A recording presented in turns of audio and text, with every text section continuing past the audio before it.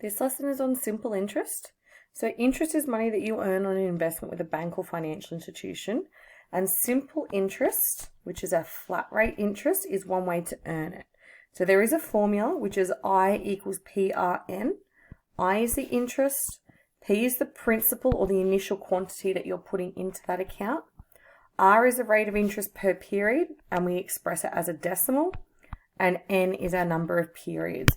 So periods, that could be years, it could be months, it could be days or weeks. So you just need to make sure you check what the question's asking you and make sure that you put that in correctly, especially with your interest. So in our example here, Billy invested $6,500 at 6% PA. PA stands for per annum, at flat interest for 2 years. Calculate the simple interest that he earned.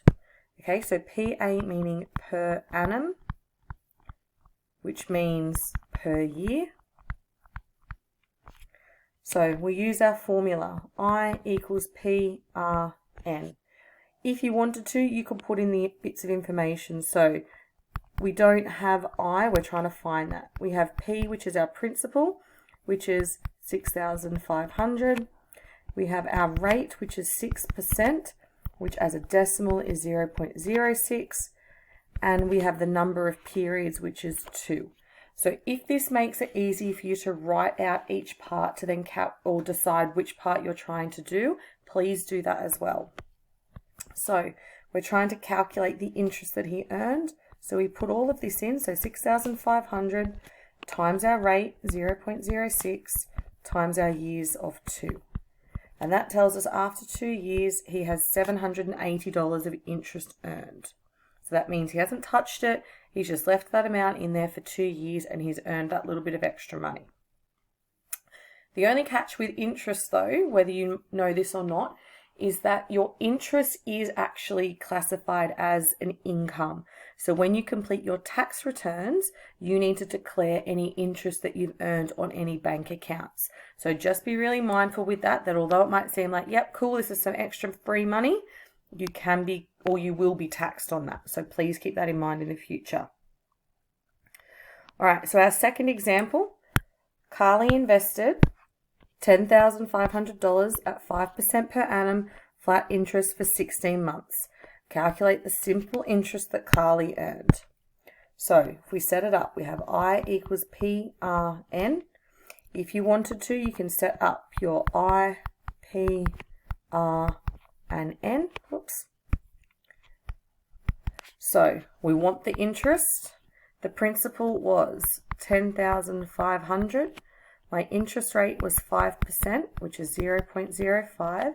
And the number of terms or number of periods is 16. Now, I'm not going to change this to monthly because it is compounded yearly. So this is going to become 16 over 12. It just saves you trying to convert that to a decimal. It's a little bit more accurate to leave it like this. So we put in the information, 10,500 times our interest rate times by our 16 months, and we can put that into our calculator. That gives us $700. So after 16 months, Carly has earned $700. And our last example here, we have Michaela invested $2,000 in a savings account. 3 years later, her investment grew to $2,330. What rate did Michaela receive in her investment? So we have I equals PRN. If we set this up, I, P, R, and N. She invested, which was our principal, $2,000. The time was 3 years, or the periods, and it grew. So that means her interest, it grew to $2,330. So this is now what we're trying to find is our rate. So if we put this information in, we have 2330, so that goes where our I is. Our rate was 2,000. Sorry, our principal amount was 2,000. Our rate we're unsure of, and it was for 3 years. Now what we get here is an equation that we can solve.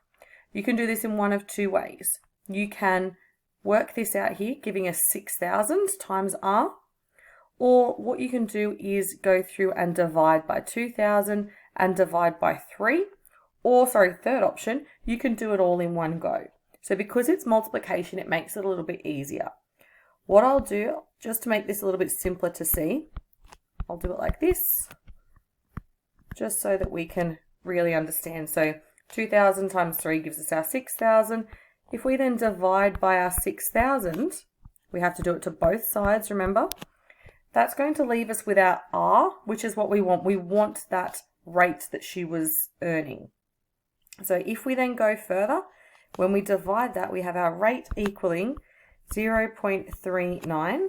And what we then can look at is thinking, well, it can't be 39%, so it's going to be 3.9%. And that's rounded to 1 decimal place.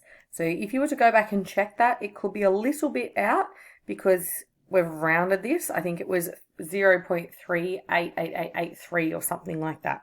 So just be mindful with rounding. If you go back to check it, if you plug that in, you'll get very close to your $2,330.